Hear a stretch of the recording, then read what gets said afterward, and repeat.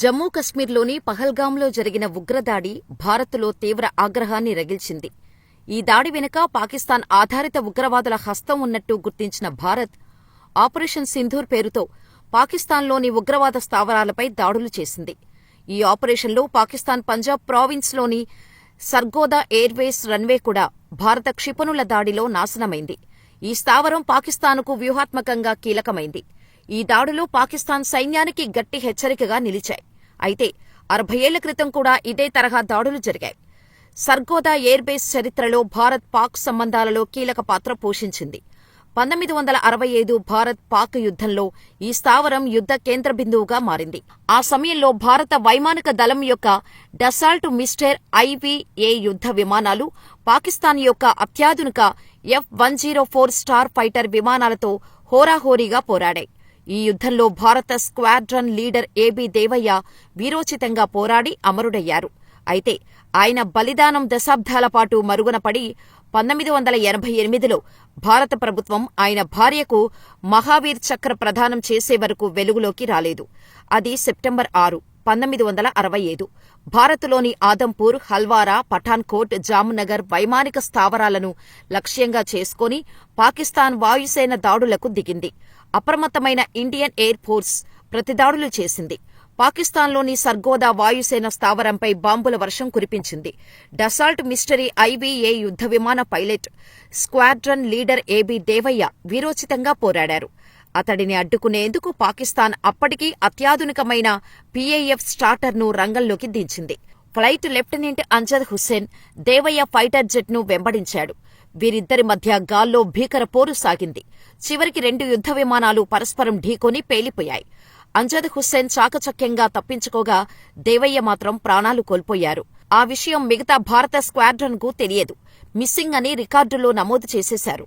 దీంతో ప్రాణాలుడ్డి దేశం కోసం పోరాడిన దేవయ్య పోరాట పటిమ మరుగున పడిపోయింది. ఆయన వీరోచిత పోరాటం కాలగర్భంలో కలిసిపోయింది.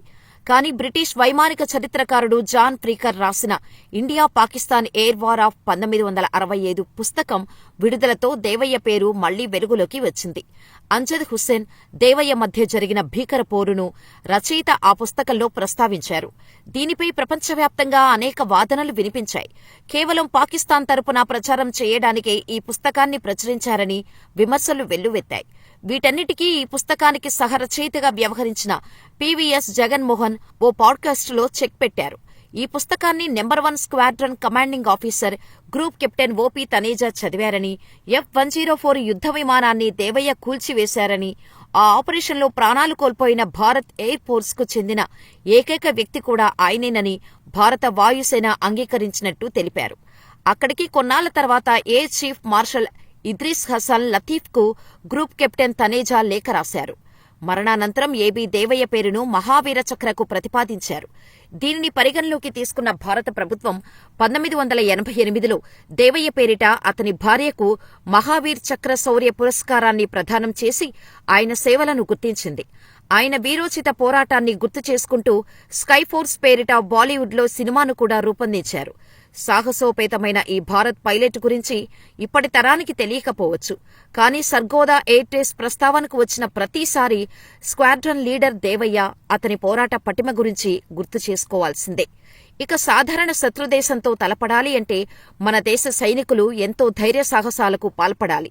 ప్రాణాల మీద ఏమాత్రం ఆశ ఉండదు.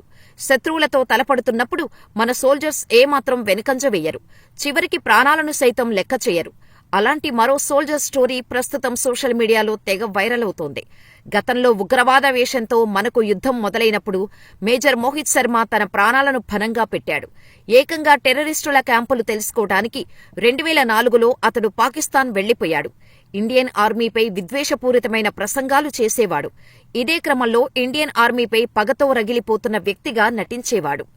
ఇండియన్ ఆర్మీపై ఖచ్చితంగా పగ తీర్చుకోవాలని పదే పదే అంటూ ఉండేవాడు. దీంతో అతడిని నమ్మిన ఉగ్రవాదులు ఒక గ్రూపులో చేర్చారు. 2 వారాల పాటు అతడు అక్కడే ఉన్నాడు. ఉగ్రవాదుల సమాచారం మొత్తం తెలుసుకున్నాడు. తర్వాత వారి శరీరంలోకి తన బుల్లెట్లను దించేశాడు. తద్వారా తన మాస్టర్ బ్రెయిన్తో ఉగ్రవాదుల పీచాన్ని అణిచివేశాడు. అంతేకాదు, దేశం కోసం ప్రాణాలు ఇవ్వటానికైనా దాని సిద్ధమని నిరూపించాడు. అయితే 2009 ఆపరేషన్ కుప్వారాలో జరిగిన టెర్రరిస్ట్ అటాకులో మోహిత్ శర్మ చనిపోయాడు. అయినప్పటికీ అతని సేవలను ఇప్పటికీ సైనికులు గుర్తు చేసుకుంటూనే ఉంటారు. గొప్ప వీరుడిని కోల్పోయామని వ్యాఖ్యానిస్తూనే ఉంటారు. భారత సైన్యంలో తెరవెనుక ఆపరేషన్లు ఎన్నో జరుగుతున్నప్పటికీ మోహిత్ శర్మ చేసిన ఆపరేషన్ మాత్రం ఎప్పటికీ నిలిచి ఉంటుంది. ఎందుకంటే శత్రుదేశానికి అప్పట్లోనే అతడు చుక్కలు చూపించాడు. ముఖ్యంగా ఉగ్రవాద గ్రూపులో చేరి ఉగ్రవాదులను చంపి అవతల పడేశాడు. ఇలా ఇండియా కోసం పోరాడి తమ ప్రాణాలు సైతం లెక్క చేయని ఇలాంటి పోరాట యోధుల గురించి ఈ తరానికి ఖచ్చితంగా చెప్పాల్సిన బాధ్యత మనమీదే ఉంది. అందులో భాగమే ఈ వీడియో. మరి ఇలాంటి సైనికులకు ఓ సెల్యూట్ చేస్తూ మీ అభిప్రాయాన్ని మాకు కామెంట్స్ రూపంలో తెలియచేయండి.